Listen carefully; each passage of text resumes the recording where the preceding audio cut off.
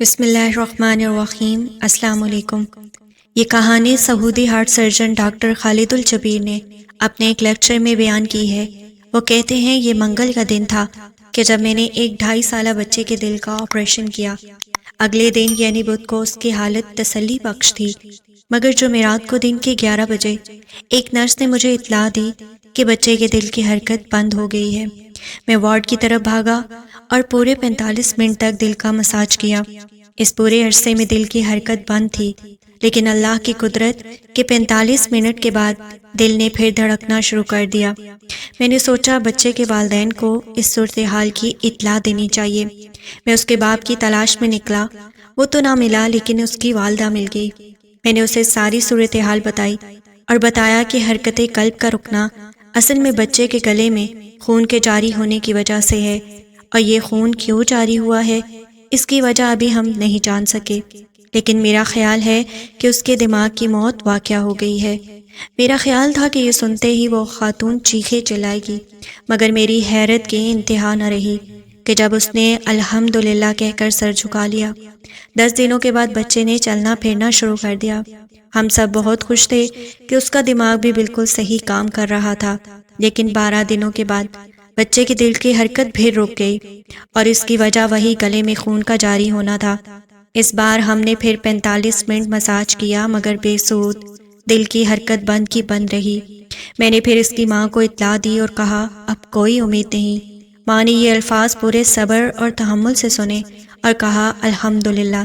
پھر اس نے کہا میرے اللہ، اگر اس بچے کی صحتیاب ہونے میں کوئی بہتری ہے تو اسے محض اپنے کرم سے صحتیاب کر دے۔ یہ کہہ کر اس نے پھر سر جھکا لیا۔ ایک بار پھر معجزہ ہوا اور بچے کے دل نے پھر کام شروع کر دیا، مگر بات یہیں پہ نہ رکی۔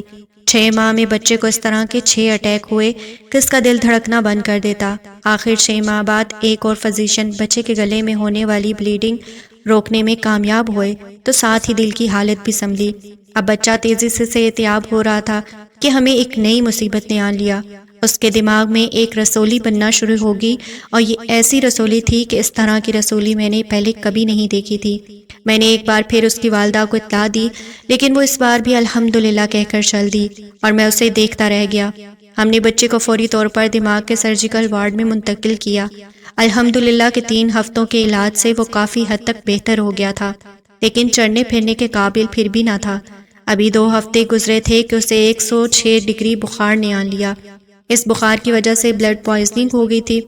میں نے ایک بار پھر یہ صورتحال اس کی ماں کو بتائی، اور اس نے ایک بار پھر یہ کہہ کر خاموشی اختیار کر لی کہ میرے مالک، اگر میرے بچے کے صحتیاب ہونے میں کوئی بہتری ہے تو اسے محض اپنے کرم سے صحتیاب کر دے۔ اس بچے کے ساتھ والے بستر پر ایک اور بچے کو 100 ڈگری بخار تھا، اور اس کی ماں چیخو پکار کر رہی تھی کہ ڈاکٹر میرے بیٹے کو بچا لو۔ میں نے اس سے کہا تم نہیں دیکھتی کہ اس بچے کو 106 بخار ہے، لیکن پھر بھی اس کی ماں کس قدر صبر سے بیٹھی ہے، اور تم صرف 100 بخار پر واویلا مچا رہی ہو۔ اس نے کہا اس کا کیا ہے، یہ عورت تو بے وقوف ہے۔ اس پر مجھے حضور اکرم صلی اللہ علیہ وسلم کی حدیث یاد آئی کہ مبارکباد کے مستحق ہیں وہ لوگ جو اجنبی ہیں۔ حقیقت یہ تھی کہ میری پچھلی 23 سالہ سروس میں یہ پہلی ایمان والی عورت تھی، اور واقعتاً وہ باقی سب میں کتنا اجنبی لگ رہی تھی۔ 6.5 ماہ گزر چکے تھے۔ یہ بچہ اب ICU سے باہر آ گیا تھا، مگر اس کا حال یہ تھا کہ وہ نہ چل سکتا تھا اور نہ بول سکتا تھا، اور نہ ہی سن سکتا تھا، نہ ہی ہل جل سکتا تھا، اور اس پر متزادیہ کہ اس کا سینہ بھی کھلا ہوا تھا، جس میں سے اس کا دل صاف دیکھا جا سکتا تھا۔ اس کی ماں مسلسل اس کے ساتھ تھی، وہ اس کے کپڑے تبدیل کرتی، اس کی خدمت کرتی، مگر اسی پہاڑوں جیسے صبر کے ساتھ۔ وہ ماں جس کا بچہ اس کی آنکھوں کے سامنے قبر کی طرف جا رہا ہو، لیکن پھر بھی اس کے ایمان کا یہ حال ہو کہ وہ اس کو اللہ کے سپرد کر کے چپ ہو جاتی ہو۔ اس طرح کے ایمان اور تسلیم و رضا کی میری زندگی میں پہلی مثال تھی، لیکن ایک بار پھر اللہ نے اپنی قدرت دکھائی۔ مزید 2.5 ماہ گزرے تھے کہ یہ بچہ اپنی ماں کی دعاؤں کے صدقے مکمل طور پر صحتیاب ہو گیا۔ ہم سب نے اس کو خوشی خوشی ہسپتال سے رخصت کیا۔ سارا ہسپتال اس کا گواہ تھا کہ جب سارے اسباب ساتھ چھوڑ جاتے ہیں تو دعا کس طرح بڑھ کر تھام لیتی ہے۔ لیکن یہ کہانی یہیں پر ختم نہیں ہوتی، بلکہ اصل کہانی جس نے مجھے ہلا کر رکھ دیا وہ اس کے بعد شروع ہوتی ہے۔ اس بچے کو ہسپتال سے گئے 1.5 برس گزر چکا تھا کہ مجھے ایک ملازم نے اطلاع دی کہ ایک مرد اور عورت اور ان کے 2 بچے آپ سے ملنا چاہتے ہیں۔ میں ان سے ملنے گیا تو خوشی اور حیرت میں ڈوب گیا کہ یہ وہی والدین تھے جن کے بچے کا میں نے آپریشن کیا تھا۔ وہ بچہ اب 5 سال کا تھا اور اپنے ماں باپ کے ساتھ وہ بھی آیا تھا۔ وہ ایک پھول کی مانند خوبصورت تھا اور خوب بھاگ دوڑ رہا تھا۔ یوں لگ رہا تھا کہ جیسے یہ کبھی بیمار ہوا ہی نہ ہو۔ ان کے ساتھ ایک 6 ماہ کا نومولود بچہ بھی تھا۔ میں نے ان کو خوش آمدید کہا اور نئے بچے کی طرف اشارہ کرتے ہوئے مذاقتاً کہا کہ اس بچے کا کون سا نمبر ہے، 12واں یا 13واں؟ باپ میری طرف دیکھ کر طنزاً مسکرایا اور کہا، ڈاکٹر یہ ہمارا دوسرا بیٹا ہے، اور وہ بچہ جس کا آپ نے آپریشن کیا تھا وہ ہماری شادی کے 17 سال بعد محض دعاؤں کے صدقے پیدا ہوا تھا، اور اس کے بعد اس پر اور ہم پر جو بیماری کی آزمائش آئی اس کو آپ جانتے ہی ہیں۔ یہ سنتے ہی میں اپنے آنسو نہ روک سکا۔ میں نے باپ کا دامن تھاما اور اس کو گلے لگا لیا اور اس سے پوچھا کہ مجھے بتاؤ یہ تمہاری بیوی کس دنیا کی رہنے والی ہے؟ وہ عورت جس نے بانجھ بن کے 17 سال دیکھے ہوں، اس کا بچہ پیدا ہو کر موت و حیات کی کشمکش میں مبتلا ہو جائے مگر وہ پھر بھی صبر کا دامن ہاتھ سے نہ چھوڑے۔ وہ یقیناً اس دور کی عورت نہیں، شاید صحابیات کے قافلے کی بچھڑی خاتون ہے جو اس دور میں پیدا ہو گئی ہے۔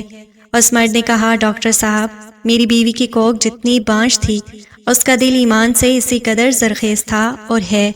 خاوند نے کہا، ڈاکٹر صاحب ہماری شادی کو 19 برس ہو گئے، اس سارے عرصے میں اس نے کبھی تہجد بھی قضا نہیں کی، نہ اس نے کبھی جھوٹ بولا ہے، نہ کسی کی غیبت کی ہے اور نہ فضول گفتگو۔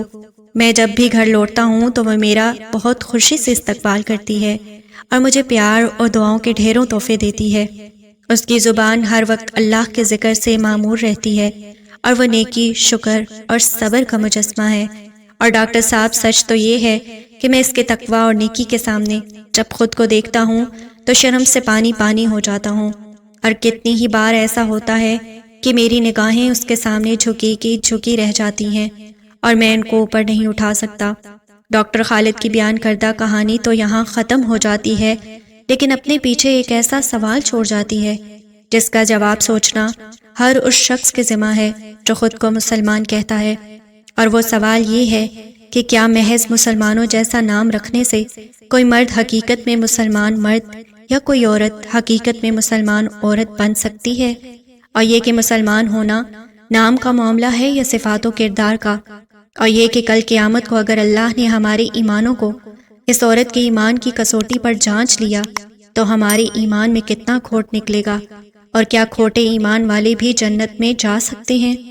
سوچئے، بار بار سوچئے اور کوشش کیجئے کہ اس کا جواب موت سے پہلے مل جائے۔